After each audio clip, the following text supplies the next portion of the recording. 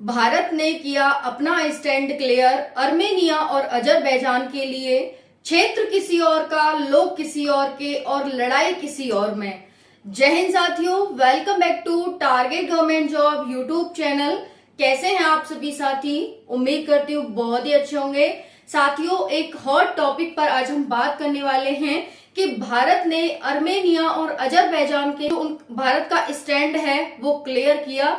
यानी हम कह सकते हैं कि भारत ने अर्मेनिया और अजरबैजान के लिए अपना स्टैंड क्लियर किया कि न भारत का कोई दुश्मन है, न भारत किसी को अपना दुश्मन मानता है।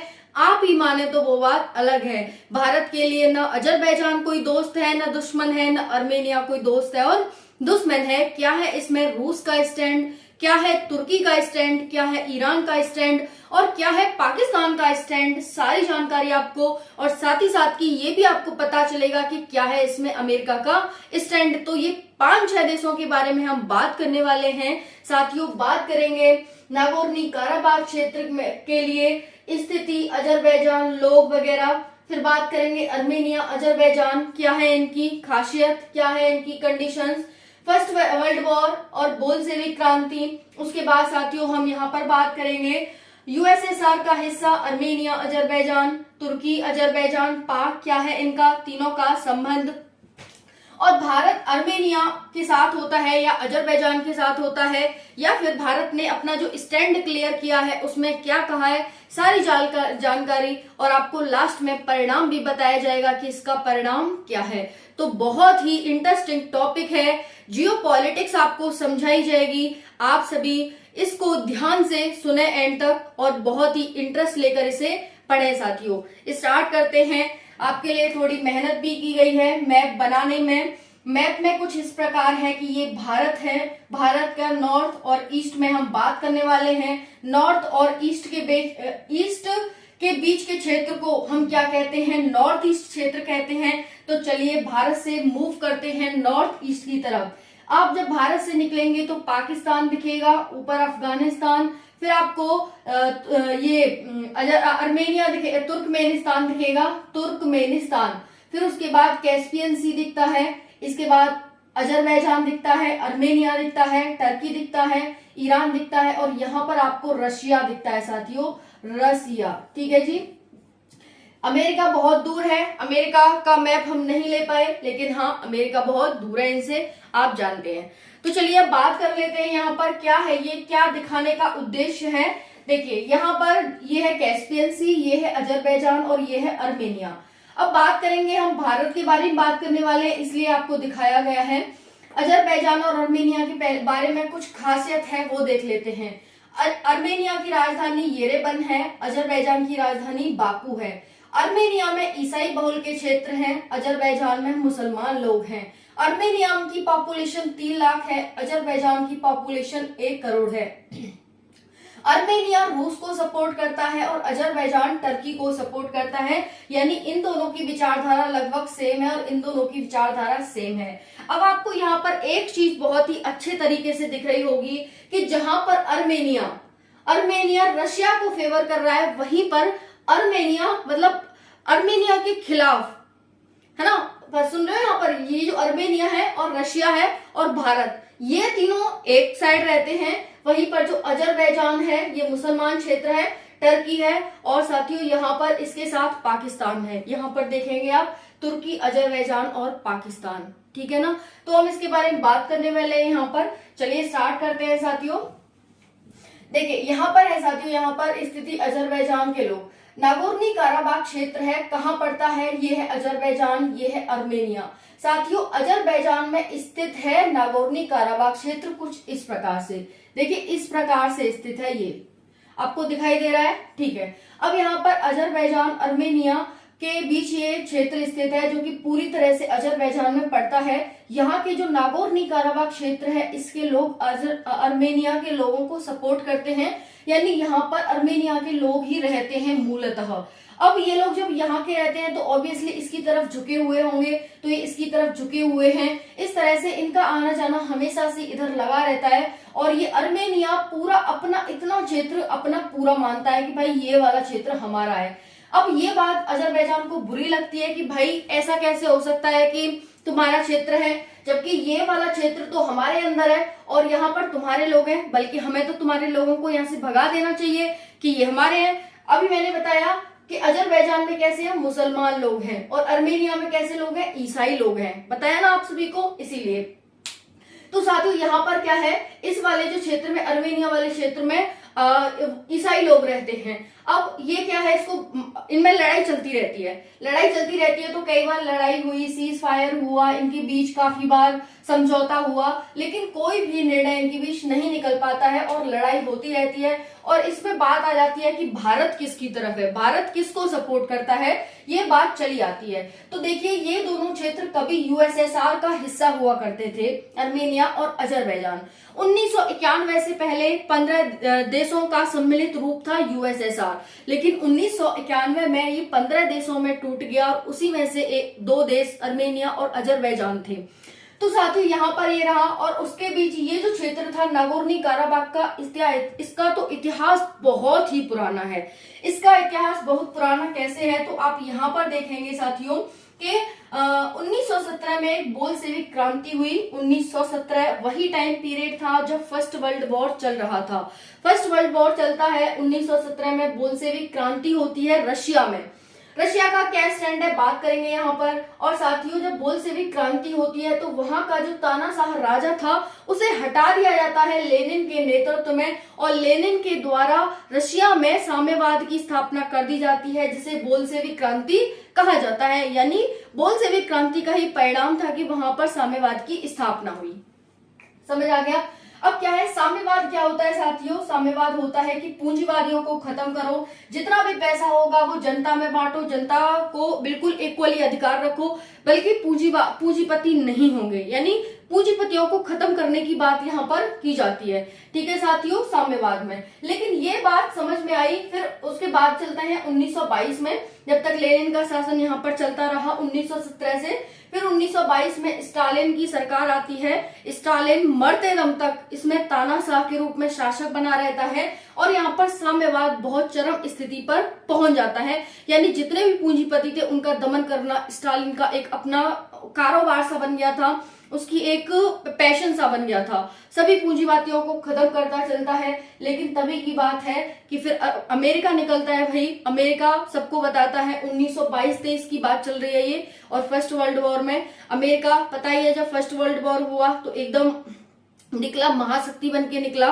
तब उसने समझाया कि पैसे की वैल्यू क्या होती है, अमीरपति होना भी बहुत जरूरी है। तो फिर ये धीरे धीरे ये जो बात है ये समझ में आने लगी और इसी तरह से रशिया में साम्यवाद और पूंजीवाद की लड़ाई शुरू हो गई। और इसी लड़ाई में 1991 में यूएसएसआर का विभाजन हो जाता है और यूएसएसआर 91 देशों में टूट जाता है। आई होप ये बात समझ आ गई होगी आप सभी को कि यूएसएसआर किस तरह से टूटा कुछ इस प्रकार से कि 1917 में बोल्शेविक क्रांति होती है लेनिन के नेतृत्व में। बोल्शेविक क्रांति में जो राजा था वहां का, वो तानाशाह था, उसे हटा दिया जाता है और साम्यवाद की स्थापना की जाती है लेनिन के द्वारा। लेकिन फिर से यहाँ पर स्टालिन की सरकार आती है 1922 में और मरते दम तक यही तानाशाह के रूप में रहता है। साम्यवाद इसके टाइम पर बहुत चरम स्थिति पर पहुंच चुका था। लेकिन चूंकि first world war, second world war, पूरी क्रांतियां चल रही थी, पैसे की बहुत जरूरत थी, लोग वैल्यू समझ रहे थे कि हाँ क्या वैल्यू है। तो इसी स्थिति में रशिया में भी पूंजीवाद और साम्यवाद की लड़ाई होने लगी और यूएसएसआर ब्रेक हो जाता है 15 देशों में, जिसमें से अर्मेनिया और अजरबैजान भी एक थे। और जो नागोर्नो कराबाख क्षेत्र की जो लड़ाई है वो मानी जाती है कि स्टालिन की देन थी। स्टालिन के द्वारा ही इन दोनों के बीच इस क्षेत्र को एक सेफ जोन की तरह रख दिया गया, कोई भी निर्णय इसके द्वारा नहीं किया गया। और तभी से 1923 से ये लड़ाई इन दोनों के बीच में चले आ रही है और आज तक भी कोई भी ना यूएन ना कोई देश इनका या फिर कोई कोई भी संगठन इनका ये निर्णय नहीं कर पाया कि आखिर ये नागोर्नो कराबाख क्षेत्र किस तरफ है और यहाँ के लोग किसको सपोर्ट करें, क्या करें, कैसे करें। तभी कहा गया यहाँ पर कि क्षेत्र किसी और का, अजरबैजान कहाँ है, मतलब नागोर्नो कराबाख क्षेत्र कहाँ है, अजरबैजान में। लोग किसके हैं इसमें, अर्मेनिया के। सपोर्ट किसको करते हैं, अर्मेनिया को जी, है ना, यही है ना। तो ये साथियों यहाँ पर इस तरह से था। अब उसके बाद ये आपको समझ आ गया होगा, अभी परिणाम प्रभाव भी देखेंगे। तो साथियों यहाँ पर इस तरह से होता है। अब यहाँ पर आप ईरान देख रहे हैं, टर्की देख रहे हैं। ईरान और टर्की एक ही भाषा बोलते हैं, ईरान और टर्की एक ही भाषा बोलते हैं। अब देखिए अर्मेनिया यहाँ पर है, लेकिन अर्मेनिया और टर्की दोनों अपोजिट है, क्योंकि ये हमें दिख रहा है अर्मेनिया ईसाई, ईसाई यानी अमेरिका, और यहाँ पर ये क्या है मुसलमान, मुसलमान मतलब पाकिस्तान, ईरान मतलब पाकिस्तान, ईरान, ये तीनों का एक ग्रुप बन रहा है। देखो ये पाकिस्तान, ईरान और तुर्की है ना, लेकिन ये इसके पास है, फिर भी ये इसका दुश्मन है, यानी ये एक दूसरे के दुश्मन है ना। ये फॉलो किसको करता है, रूस को, भाई रूस इसका दोस्त है। लेकिन रूस भी साथियों इसको जब जरूरत होती है वेपन्स वगैरह की तो नहीं देता है ना, अपना स्टैंड क्लियर रखता है कि भाई कभी कभी इसे नहीं दे पाता है। वहीं पर जो अजरबैजान है, अब ये क्या होता है साथियों, यहां पर आ जाते हैं, चलो एक देख लेते हैं। भारत ने अर्मेनिया से दोस्ती की। क्या अर्मेनिया भारत का दोस्त है ना, क्या अर्मेनिया भारत का दोस्त है, ये आपके बीच में आ सकता है। तो तुर्की, अजरबैजान और पाकिस्तान का क्या है साथियों, यहाँ पर कश्मीर कॉन्फ्लिक्ट, यहाँ पर इन तीनों का क्या बन जाता है, एक वो बन जाता है ना। तो यहाँ पर अजरबैजान है ना, तो तुर्की, अजरबैजान और पाकिस्तान का, क्योंकि देखो यहाँ पर अजरबैजान ये हो गया, तुर्की ये हो गया और पाकिस्तान ये हो गया, मुसलमान मुसलमान मुसलमान है ना, मुसलमान इसमें और मुसलमान इसमें है ना। तो तीनों एक हो गए, एक हो गए। क्या कहा इसने, तुर्की ने क्या कहा, क्योंकि पाकिस्तान इस पर बोला, तुर्की इस पर बोला, दोनों लोग इस पर बोलने लगे, तो अजरबैजान ने क्या किया, अजरबैजान ने कहा भाई तुम हम पे बोल रहे हो तो ऐसा करेंगे, तुम्हारे कश्मीर कॉन्फ्लिक्ट भारत के साथ चल रहा है, हम उस पर बोल लेंगे। क्योंकि भारत ने क्या किया था, एक बार अर्मेनिया को हथियार बेच दिए थे। जी हाँ साथियों, हथियार बेचे थे। भारत ने कोई भी अपनी दोस्ती नहीं निभाई अर्मेनिया के साथ, बल्कि भारत ने अपने हथियार बेचे थे। जब भारत से पूछा गया कि भाई आपने ऐसा क्यों किया, अजरबैजान के खिलाफ ऐसा अर्मेनिया को क्यों किया, कि भाई हमने दोस्ती नहीं निभाई, हमने तो इसको हथियार बेचे थे, इस तरह से। तो साथियों यहाँ पर तुर्की, अजरबैजान और पाकिस्तान का एक ग्रुप, समूह, संगठन बना हुआ है, और इसी पर कश्मीर कॉन्फ्लिक्ट पर ये आश्वासन दिया जाता है अजरबैजान और तुर्की के द्वारा पाकिस्तान को कि हम आपके साथ हैं, आप नागोर्नो कराबाख क्षेत्र पर हमारे साथ रहिए, ये आश्वासन दिया जाता है। तो पाकिस्तान इसके साथ आया नागोर्नो कराबाख क्षेत्र पर। अब जब भी कोई वो होता है कश्मीर कॉन्फ्लिक्ट, तो फिर ये दोनों इसके साथ आ जाते हैं। समझ में आ रहा है, तो यही है। फिर भारत ने क्या किया, भारत ने अर्मेनिया से दोस्ती की। भाई दोस्ती का मतलब है कि कोई दोस्ती नहीं होती भारत की। भारत का नाम एक संगठन आपने सुना ही होगा कि भाई हम तो नॉन अलायंस मूवमेंट है, हम किसी के साथ नहीं है, सबसे दोस्ती सबसे बैर, ना काहू से दोस्ती और ना काहू से बैर, कोई से हमारी दोस्ती नहीं है, किसी से हमारा बैर नहीं है, हम सबके साथ। तो भारत क्या करता है, अर्मेनिया को इसी कॉन्फ्लिक्ट में हथियार दे देता है, जिसमें कि स्वाति नामक एक वेपन दिया जाता है। और ये वेपन क्या करता है कि वेपन लोकेटिंग रडार होता है, ये रडार की लोकेशन फाइंड करता है कि कोई रडार कहां पर लगा हुआ है, ये दे दिया जाता है। तो फिर भारत से पूछा जाता है कि भाई आपने ऐसा क्यों किया।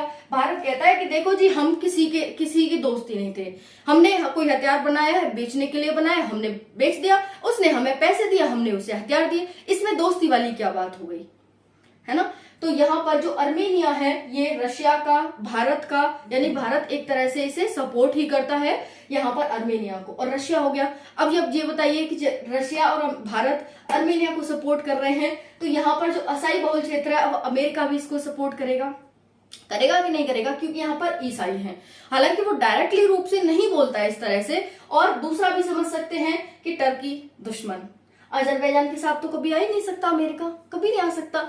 अब अमेरिका की ये जाती है कि भाई भारत भी इसे फॉलो कर रहा है, यानी ये भारत को फॉलो कर रहा है, ये रशिया को ही फॉलो कर रहा है, अब तो ये हमें ही फॉलो कर रहा है ना। इस तरह से यहाँ पर बात आ जाती है। तो आपको इस तरह से जियो कॉन्फ्लिक्ट को समझना चाहिए कि क्या है। तो वही है, नागोर्नो कराबाख क्षेत्र की स्थिति है वो कहाँ पर है, अजरबैजान में है।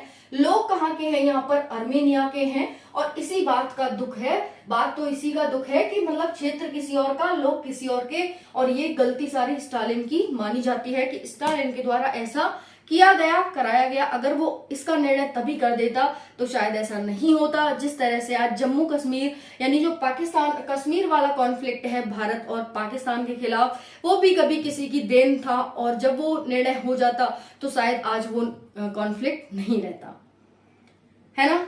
एक बार दोबारा से समझेंगे साथियों यहाँ पर कि नागोर्नो काराबाख क्षेत्र अजरबैजान में है। दोनों के बीच लड़ाई इसी क्षेत्र को लेकर के रहती है।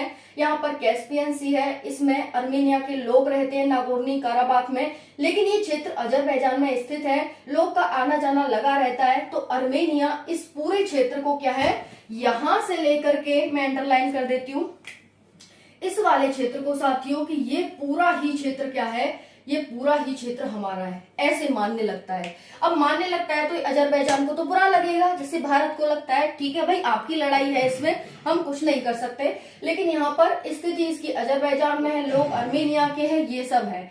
यूएसएसआर कैसे टूटा, आपको बताया कि पूंजीवाद साम्यवाद की लड़ाई हुई, और ये सब क्या है कि इसी स्थिति में 91 देशों में, मतलब 15 देशों में 1991 में टूट जाता है यूएसएसआर। उन्हीं में से दोनों देश थे। यहाँ पर इनकी कुछ खासियत लिखी हुई है कि अर्मेनिया की राजधानी येरेवन है, ईसाई बहुल क्षेत्र है, पॉपुलेशन 30 लाख है, रशिया इसको फेवर करता है, भारत भी इसको फेवर करता है। अजरबैजान बाकू राजधानी, मुसलमान क्षेत्र, 1 करोड़ आबादी, टर्की से सपोर्ट करता है। यूएसएसआर का ही दोनों हिस्सा हुआ करते थे। फर्स्ट वर्ल्ड वॉर की क्या कहानी थी और किस तरह से विभाजन होता है, भारत के द्वारा स्वाति नामक एक रडार बेचा जाता है, और फिर इस पर बवाल हो जाता है कि भारत अपनी स्थिति क्लियर करे, भारत आखिर किसके साथ है। भारत ने यही कहा कि हमारा कोई दुश्मन नहीं है और कोई हमारा दोस्त नहीं है, हमने तो सिर्फ वेपन बेचा है, हमने किसी को सपोर्ट नहीं किया है।